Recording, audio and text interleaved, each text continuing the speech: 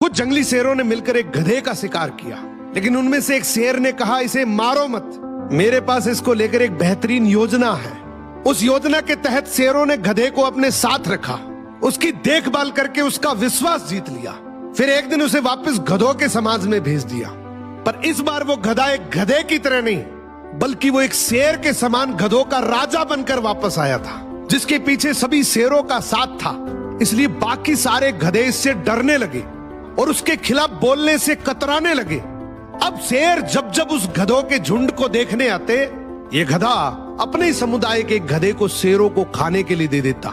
ये गधा गधों के बीच तो एक शेर जितना ताकतवर बन गया था, लेकिन शेरों के बीच वो अब भी एक गधा ही था। ये अपने जैसों पर तो राज करता था, लेकिन ये एक ऐसी ताकत से जुड़ा हुआ था जिससे वो बचकर भाग नहीं सकता था।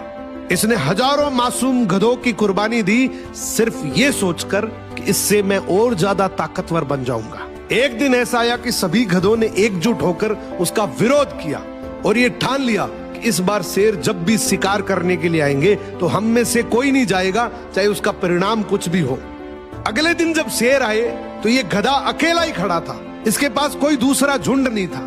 तो गधे ने शेरों से विनम्रता से कहा कि देखो साहब, मेरा खौफ अब खत्म हो गया, मेरी कोई बात नहीं मान रहा अब। तो शेरों ने डिसाइड किया कि चलो अब तू किसी काम का नहीं है तो तू ही साथ चल ले, आज का हमारा भोजन तू ही बनेगा। इस तरीके से आखिर में इस गधे का भी शिकार हो गया। हर समाज के अंदर एक ऐसा गधा जरूर होता है जो अपने लालच के लिए, अपनी ताकत बढ़ाने के लिए अपने ही समाज को दांव पर लगा देता है।